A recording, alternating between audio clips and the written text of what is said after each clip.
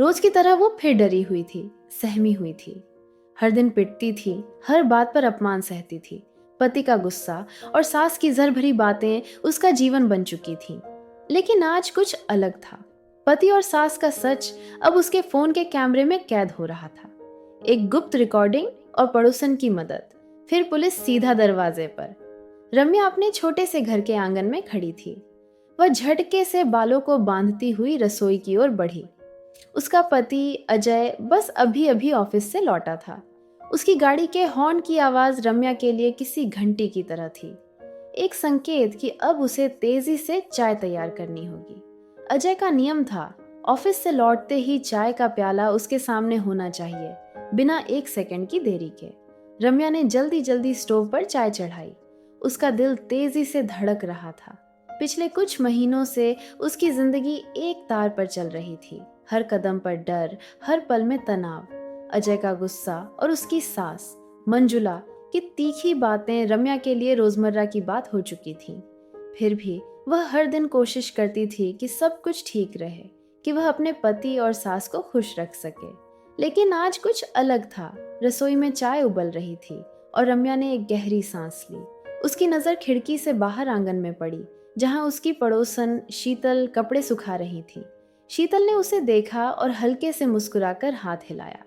रम्या ने जवाब में एक कमजोर सी मुस्कान दी, लेकिन उसका मन भारी था। शीतल ने कुछ दिन पहले रम्या के गाल पर पड़े नीले निशान को देखकर पूछा था, ये क्या हुआ रम्या, सब ठीक है ना? रम्या ने हंसकर बात टाल दी थी। कहा था कि वह सीढ़ियों से फिसल गई थी, लेकिन सच तो यह था कि वह निशान अजय के गुस्से की निशानी था। आज जब रम्या चाय की ट्रे लेकर ड्राइंग रूम में पहुंची तो वहां का माहौल उसे और भारी लगा। मंजुला सोफे पर बैठी थीं। उनके चेहरे पर एक कुटिल मुस्कान थी। अजय अपने फोन में व्यस्त था, लेकिन जैसे ही रम्या ने ट्रे मेज पर रखी, मंजुला की आवाज तीखी हो उठी। अरे ये क्या, चाय में चीनी ही नहीं डाली तुमने? कितनी बार कहा है कि मेरे बेटे को मीठी चाय चाहिए? रम्या ने घबराते हुए कहा। माँ जी, मैं अभी चीनी लाती हूँ। वह जल्दी से रसोई की ओर मुड़ी, लेकिन अजय की गर्जन ने उसे रोक दिया। रुक, तुझे एक काम भी ढंग से नहीं करना आता? हर बार कुछ न कुछ गड़बड़ करती है। उसने मेज पर रखा चाय का कप जोर से पटका और चाय फर्श पर छलक गई। रम्या का दिल डूबने लगा। उसने कांपते हाथों से कप उठाया और चीनी लाने के लिए फिर रसोई की ओर बढ़ी। तभी मंजुला ने तंज कसते हुए कहा, बेटा, इसे तो अब सबक सिखाना ही पड़ेगा। दिन ब दिन इसकी हिम्मत बढ़ती जा रही है। अजय ने हंसते हुए जवाब दिया, हाँ माँ, आज रात को देखता हूँ इसे। अभी खाना तो बनने दे, फिर इसकी अकड़ निकालता हूँ। उनके ठहाकों की आवाज रम्या के कानों में तीर की तरह चुभी। वह रसोई में खड़ी थी। उसका शरीर कांप रहा था और आंखें आंसुओं से भर आई थीं। लेकिन आज कुछ अलग था। उसका मन चुप रहने को तैयार नहीं था। उसने रसोई के कोने में रखे अपने पुराने फोन को उठाया, जो उसने चुपके से छिपा रखा था। उसने एक गहरी सांस ली और मन ही मन फैसला किया, आज वह चुप नहीं रहेगी।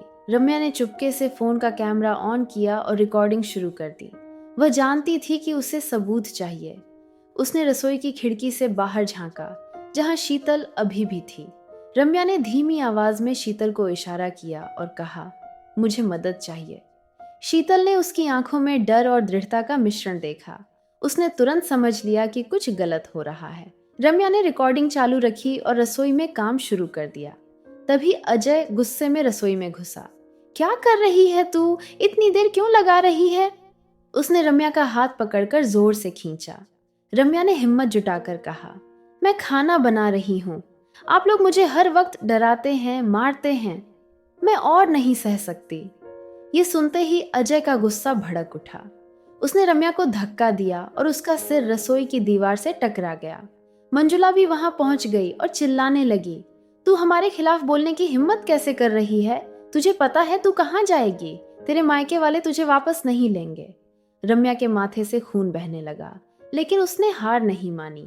उसने अपने फोन को कस कर पकड़ा और कहा, मैं सब रिकॉर्ड कर रही हूँ। अब तुम लोग मुझे और नहीं डरा सकते। उसके शब्दों ने अजय और मंजुला को स्तब्ध कर दिया। लेकिन इससे पहले कि वे कुछ और कह पाते, दरवाजे की घंटी बजी।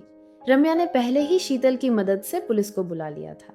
दरवाजा खुलते ही पुलिस की एक टीम अंदर आई। इंस्पेक्टर रीना, जो घरेलू हिंसा के मामलों में सख्त थीं, ने अजय का कॉलर पकड़ा और कहा, तुमने सोचा था कि तुम अपनी पत्नी को मारते रहोगे और कोई कुछ नहीं बोलेगा। रम्या ने कांपते हाथों से फोन इंस्पेक्टर को दिया, जिसमें पूरी घटना रिकॉर्ड थी। वीडियो देखते ही इंस्पेक्टर रीना का चेहरा गुस्से से लाल हो गया। उन्होंने अजय और मंजुला को हथकड़ी पहनाने का आदेश दिया। रम्या को तुरंत अस्पताल ले जाया गया। पुलिस स्टेशन में अजय ने घबराते हुए कहा, मैडम, ये गलत फहमी है, मैं अपनी पत्नी से बहुत प्यार करता हूँ। लेकिन इंस्पेक्टर रीना ने कड़क आवाज में कहा, तुम्हारा प्यार हमने वीडियो में देख लिया, अब अदालत तय करेगी कि तुम्हारी सजा क्या होगी। अस्पताल में रम्या का इलाज चल रहा था। उसका शरीर दर्द से भरा था, लेकिन उसका मन हल्का था। उसने पहली बार अपने लिए आवाज उठाई थी। उसे पता था कि आगे का रास्ता आसान नहीं होगा। उसके मायके वालों ने उसका साथ देने से मना कर दिया था, लेकिन रम्या ने हार नहीं मानी। उसने अपनी पुरानी सहेली नेहा की मदद से एक छोटा सा किराए का कमरा लिया और एक स्थानीय ब्यूटी पार्लर में काम शुरू किया। वहां काम करते हुए उसने धीरे धीरे अपनी जिंदगी को फिर से संवारा।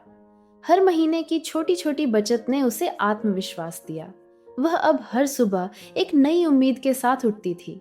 उसे यह डर नहीं सताता था कि कोई उसे मारेगा या उसका मजाक उड़ाएगा। उसने सीख लिया था कि अगर वह अपने लिए नहीं बोलेगी तो कोई और भी नहीं बोलेगा। कई महीनों बाद रम्या ने अपने अनुभव को एक छोटी सी डायरी में लिखना शुरू किया। उसने सोचा कि शायद उसकी कहानी दूसरी औरतों को भी हिम्मत दे सकती है। एक दिन उसने अपनी डायरी की कुछ पंक्तियां अपनी सहेली नेहा को पढ़कर सुनाई। नेहा ने मुस्कुराते हुए कहा, रम्या, तुम्हारी कहानी को दुनिया तक पहुंचाना चाहिए।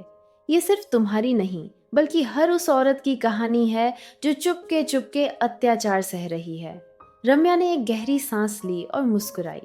वह जानती थी कि उसने अपनी आजादी की पहली सांस ली थी और अब वह दूसरों को भी यह सांस लेने की हिम्मत देना चाहती थी।